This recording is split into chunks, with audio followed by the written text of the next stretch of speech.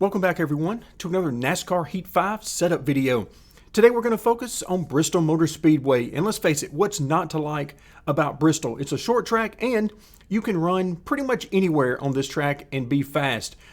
Anywhere from right around the bottom, which is generally my preference. You can also run the middle, or you can find the cushion around the top. Any of those lanes will find speed as well as comfort for you, just depending on how your car is handling. So we're going to be talking about handling, we're going to be talking about driving style, and of course, how all of that affects your tire wear. Before we get into the setup discussion, there's a few other pieces of information that I wanted to pass along. First, be sure to check out the video I did talking about NASCAR Heat 4 setups in NASCAR Heat 5. In the video, I talk about whether or not these Heat 4 setups work in Heat 5, and also my approach to setups in NASCAR Heat 5. Next, let's talk about tire wear settings. I generally work with normal settings, so normal wear and normal tire wear fall off. And the reason I do that is so that we can get a very good baseline, which is the most important thing for me to pass along to you guys. That way, if you're using more aggressive tire wear settings, more wear, less grip as the tires wear, then you'll know that you need to tighten the car up some in order to save the tires, in particular the right rear. If you're using less aggressive settings, which would be less tire wear, more grip in the tires as they wear, then you know that you can get by with running a little bit looser setup. So using normal settings for both tire wear as well as grip fall off allows me to create that baseline. I do enjoy using the other settings, particularly having the more aggressive settings and less grip as the fall off happens, but I think normal on both tire wear and fall off gives us a very good baseline. Also, the focus of my setups is on stability. I don't focus so much on single lap speed or worry about single lap qualifying type speed. I'm more interested in the race and having a good car from the beginning of the run through the middle of the run and then finishing up the run strong as the fuel wears out. And then finally, when I'm doing setups for both Cup, Xfinity, as well as the trucks, I like to keep these as close to each other as possible so that it gives the same feel across all three series. In general, Xfinity and trucks run a little bit tighter for me using the same setup as I would use in the Cup cars. So in general, I'm going to loosen those up just a little bit in order to get the identical feel that I have with Cup. So with that out of the way, let's move into the setup. Before we jump into the setup discussion, let's first talk about a few things that I mentioned in the open. And let's start with each of the three series. So we're talking Cup, Xfinity, and the trucks. The good news is I can run the identical setup among all three of the series. Now, sure, I can make a few tweaks here and there for the different series to things such as the gearing, maybe to loosen or tighten, but I can run perfectly well with this identical setup in all three of the series. So for that reason, you will not see me go through the Cup setup and then move to Xfinity and then finally to truck, because there's really no reason. We can talk about everything here on this one screen. The next thing is something I alluded to in the open, and that is different grooves around the track and different driving styles. So you can take the same setup and have very different tire wear numbers and very different lap times just based on how you drive the car. So keep that in mind as we're going through the setup. Let's start by talking about the grooves and how they affect the tires. So everybody knows how the different grooves affect their lap time. That's easy to determine that, but let's talk about how they affect the tires. What I find is that if I run low through the corners, and that means get down to the bottom on entry and then keep it on the bottom through the center of the corner and then exit as you normally would, letting the car move out to the outside wall. A very traditional line around Bristol. If I do that, I'm going to use more of the right front. The car tends to run a little bit tighter, uses a little bit more of the right front. If I move up the track, say to the very top, and try to find that cushion on the top, then I'll use more right rear. So I'm going to burn the right rear off quicker. Still, tire wear is not a huge issue on normal settings at this track, but I know I'm going to wear that right rear quicker by running the top side as opposed to keeping it on the bottom. So that gives you some great tools at your disposal as a driver in order to greatly affect how the tires wear. Now, overall for me, this car starts off a little bit tight, I'll tend to wear the right front a little bit quicker by 2 or 3% for about the first half of the run.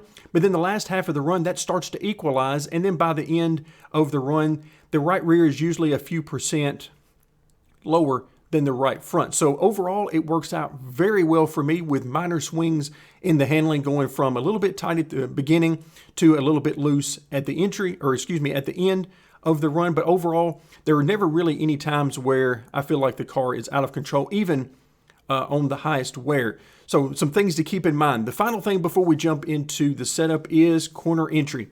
Bristol is a track that, because of all the banking, it really invites you to drive the car in very deep into the corner. The thing I would advise you to keep in mind when doing so is that that's going to use your tires more. The more you're driving the car into the corner, the deeper you go, the more load it puts on the tires and the more tire wear overall that you're going to see. So if you find that you're just wearing the tires out too quickly, then one of the easiest options to try first is to simply back up your entry. Back off the gas a little bit earlier going into the corner. That way you don't have to use as much brake and you'll save the tires a little bit. So a lot of tools available at your disposal to really affect how the tires wear here at this particular track, maybe more so than a lot of others on the circuit. So with that out of the way, let's now move into the setup. We'll start here with the shock settings, and you see pretty much 10s across the board with one exception that we'll talk about in a moment. But I like a little bit more aggressive shocks here at Bristol so that I can get the car rotating. Obviously, this is not a very long track and you're through the corners very quickly, so I want the car to rotate much quicker here than maybe some of the other tracks. So 10s across the board. Oh wow, looks like we're getting a storm outside, so if you hear some things in the background, that's probably a lot of thunder. So 10s across the board gives me a good balance there. I would actually prefer maybe to go a little bit more aggressive, up to around 15 and 10, 15 and 12, something like that on the shocks. But for the purposes of the release video, I'm going to stick to 10s across the board. The one exception to that is in the right rear. The right rear bump is at 5 instead of 10. I softened that a little bit just to try to save that right rear tire. This is going to tighten the car up just a bit on corner exit, particularly whenever you get back to the gas. So again, all of this is really just in an effort to save that right rear just a little bit for later in the run to make sure it's still there with you. But by all means, if you want to try 10s across the board, increasing that right rear bump, then that will certainly work very well also. Moving on to the weight settings, obviously maximum left side weight at 54.2%, but the front weight is at 52%. Again, if you watch some of my previous videos, 52% is a very good baseline for me. I will usually go maybe a 0.5% to a full percent in either direction, but 52% is generally a very good number for me because it allows the car to be balanced. I generally use the front weight. I want to get the front weight as low as I can get it while still keeping the car stable.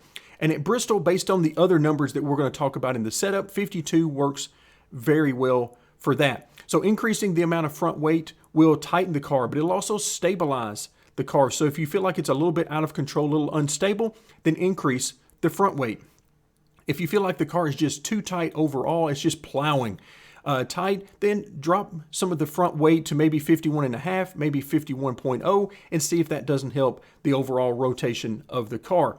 The wedge is a little bit lower than the front weight here. Generally, I try to keep them fairly close in a lot of circumstances, but here at 51%, the wedge is really going to control the speed of the rotation of the car. The higher the number you use on the wedge, that's going to tighten the car and also slow down that rotation, adding some stability to the car. So if you feel like as you're going through the corner, the car is just over rotating, it's just rotating too much, then try increasing that wedge number.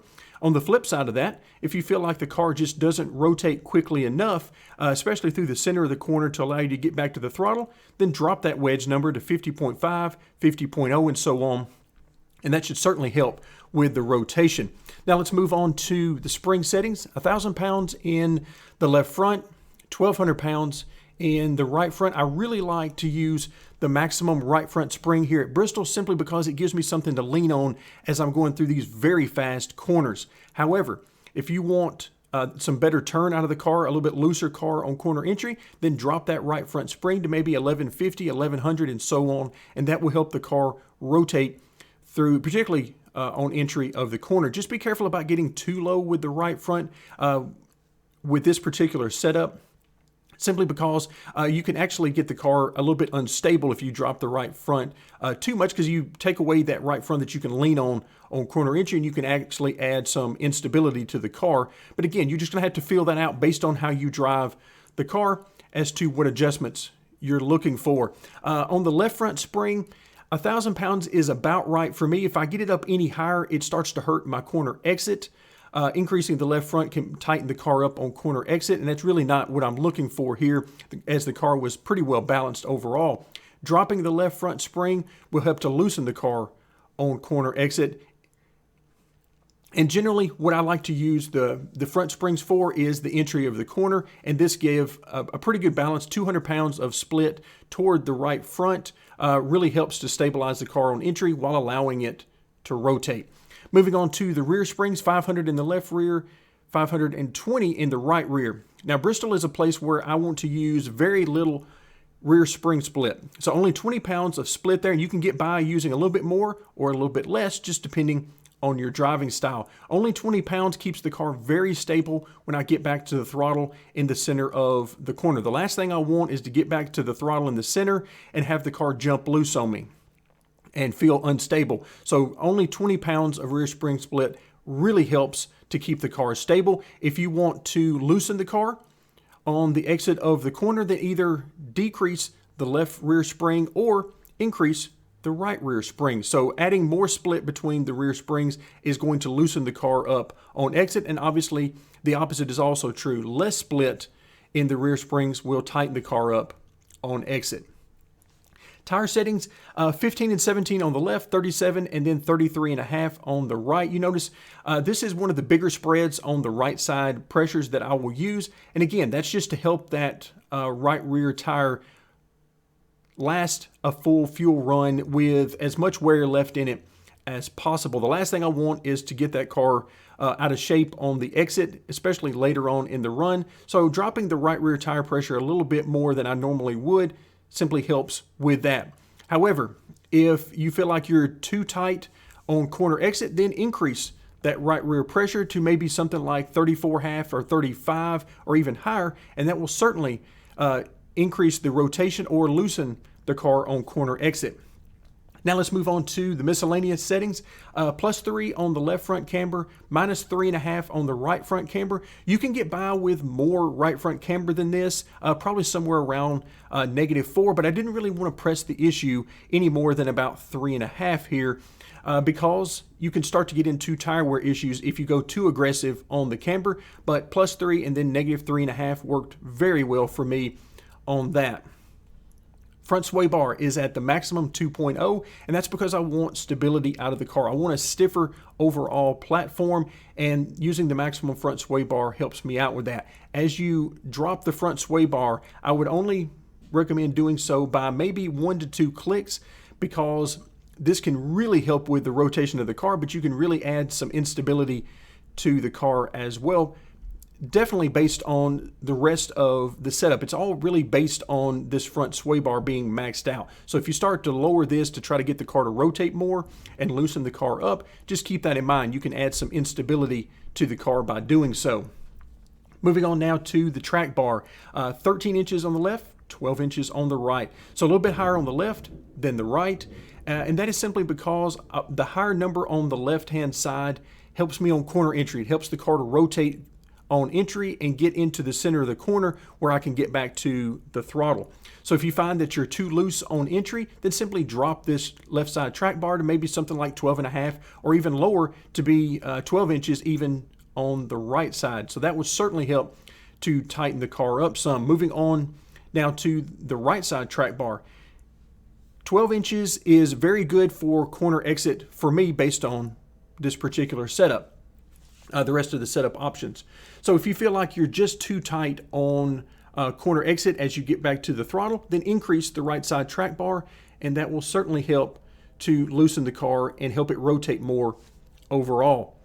Brake bias is going to be something that is very individualistic at this track, and as is the case with most all shorter tracks where you use a little bit more brake. I don't use a lot here. I use a little bit on corner entry, maybe 10-15% at the most throttle percent, or excuse me, brake percentage.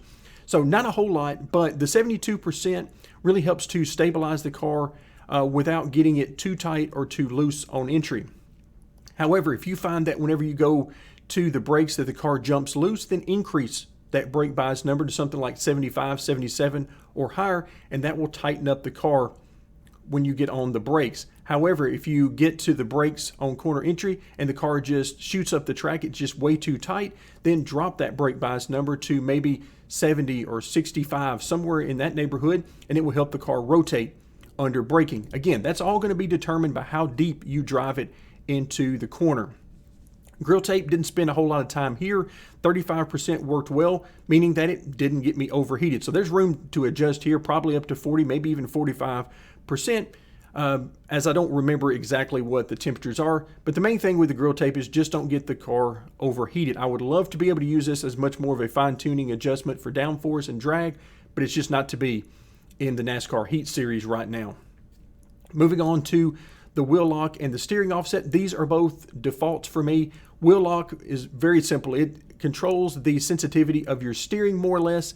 A higher number here, up around say 15, 17, 20, and so on, will make your steering much quicker in the car. This is something useful a lot of times for me in the dirt cars. I really enjoy the faster and quicker steering.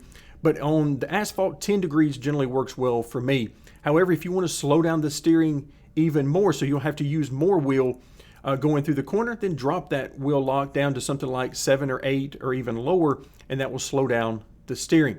Steering offset, 0.05 simply works very well for me based on the camber settings that I'm using. If I add more camber for maybe a qualifying setup up around 7 or 8 on the camber, then I might increase this to 0.1, maybe even a little bit higher. But the steering offset is mainly tied to the camber for the most part, is the way I do it. Now moving on finally to the gear settings. Did not really mess around with first through third because they're pretty much where I would want them to be within a click or two anyway. But what I really want to focus on here is the rear end ratio. The 486 gear really turns a lot of RPM, so you're going to hit that rev limiter probably quite a bit early on in the run, but as the tires start to wear a little bit and you lose a little bit of speed, then you're still going to have a lot of RPM. However, I'm certainly not saying that this is the best gear that you should use, but I wanted to use this in the video to point out that this is going to have you turning quite a bit of RPM, and you're going to be hitting that rev limiter hard, especially those of you who are really quick. You're probably going to have to go down one click at least in order to dial in your RPM. But 486 was a good starting point for me across all three of the series, and then you can adjust there based on what you're looking for. Now, one thing I will point out here, other than the RPMs, is you can use the rear end ratio to adjust the handling of the car, which is particularly useful at Bristol because you spend so much time on the throttle and it has so much speed. The more RPMs you're running, so the higher number here for the rear end ratio, more RPMs is going to make the car looser when you get back to the gas. Dropping this number to a 471, 463, or whatever you decide to use is going to have fewer RPMs, which is going to tighten up the car when you get back to the throttle. So again, if you find that the car is just unstable when you get back to the throttle, one of the options is simply to take a little bit of RPM away by lowering this number, and that should tighten up the car and give it a little bit more stability under throttle. So that's going to do it for today. Again, this is the same setup or very similar setup that I'm going to use in all three of the top NASCAR series. So thank you very much for joining me, and stay tuned as we will continue our support for NASCAR Heat 5.